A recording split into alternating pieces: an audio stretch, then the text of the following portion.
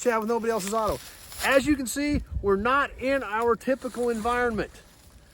Trees, weeds, water, not where we're typically bringing you old cars from, but that's why we're here today. Now, we've been doing some videos on this stuff down in the river. Now, years and years ago, a lot of people wonder what happened to a lot of these old cars.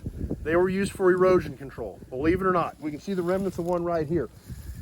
It was very common back in the day to literally line the banks of rivers, creeks, ponds, whatever, with old car bodies to prevent those banks from continuing to wash out. So what we're doing is going around checking out some cool stuff. I've got a buddy that can fortunately get us into here with his limo. Be sure to check out the video on that too. That can get us down into here to check this stuff out and allow us to bring these videos to you.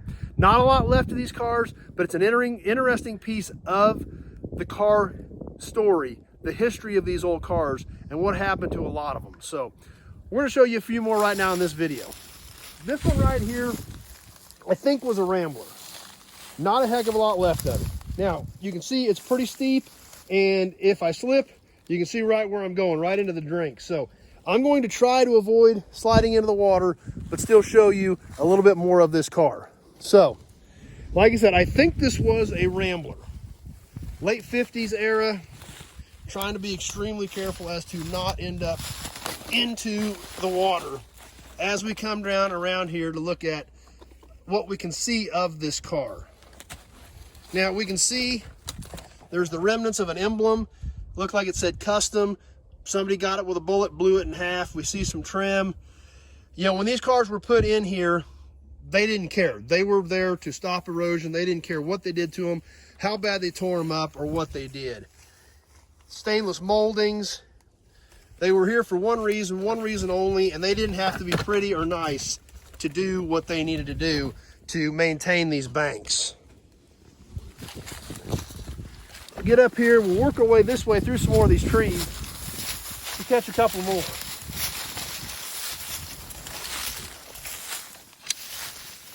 Now we can get right over into here. We'll try to go a little bit further over here. We got seat springs, all kinds of stuff we're tripping over.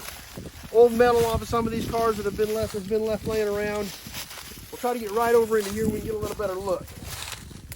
Now this car right here looks like it was pink, and we can see the remnants of the grill and the park light housing of a 1955 Ford. Obviously, they destroyed it when they shoved this thing in here, but it didn't matter at the time. It was here for erosion control, and it didn't matter what it looked like. They shoved them in here with equipment, tore them up, damaged them, didn't matter.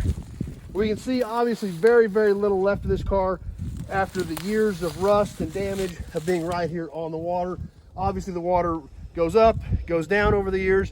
At times these things do get covered in water. We can see that old chassis right there, all the sticks piled up on it from when the water has been high. Now, we can take a look at that car. We'll try to get down in here. We can see it's pretty much a straight drop from here. So I'm gonna try to not fall into the water as we take a look at this other car. If I make sure I can get some footing on it. Now, from what I can tell, based on that fog light housing or park light housing over there, which you guys can't see very well, I don't think, and the remnants of that grill extension piece, I'm calling that car a Studebaker, around an early 50s era Studebaker, based on what is left of that thing. See if I can get down here a little bit more. I don't think that I can. It's too risky, but I think that was a Studebaker before it ended up as a piece of erosion control.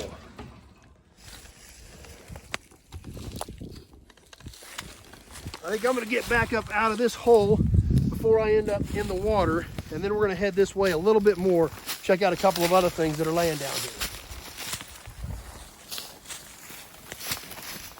We'll try to work my way down in right here to show you a few other things. Like I said, this is tricky. There is nothing smooth, there is nothing flat about trying to get down in here to some of this stuff. And I'd really prefer to not take a bath in this cold water. You can see a little bit of the snow that's still left. So I'm gonna do what I can to stay out of the water. Now we can see right here, sticking right out of the side of the bank, chunks of sheet metal from some other car. And here's something very interesting. We saw in the other videos where there were some cars actually physically in the water. We're right down at the water right now. Basically nothing left of this car except the remnants of the engine and the transmission. Literally sitting right here on the edge of the water. We can see the manifolds, the block, the transmission, the pans probably just rusted off. We can see the internals of the transmission. Drive shaft still sticking off the back. We can see chunks of the frame right here that just literally crumble because of the years of moisture and dirt. More chunks of the frame there. If we look over here, we see more chunks of frame sticking out there as well. So kind of a sad end to a lot of these vehicles, but everybody always wonders, you know, a lot of these cars did get crushed, but this unfortunately was the fate for a lot of these old vehicles as well. Just sticking out of the side of a bank just like this. So we'll see if we can work our way back up through these trees and up the bank without falling into the water. So anyway, that's what we've got for you. A few more river cars. Hope you guys enjoyed it. Obviously not much left of these cars. However, if you like old cars and you like old trucks, be sure to check out my other videos. Check them all out. I got cars, trucks, memorabilia, old cars, old trucks. That's what we do on here because that's what we love. So even though there's not much left of these, still wanted to show it to you. And like I said, it is a piece of the history of old cars and what happened to a lot of them. So these things are all over the country. Whenever I can find them, I'm going to try to bring you videos on them just to kind of take in what's left. Some of them, you know, have stayed out of the water and are still somewhat intact and have pieces on them. I've stripped a lot of cars on rivers, gotten a lot of good parts off of them, some of them over the years.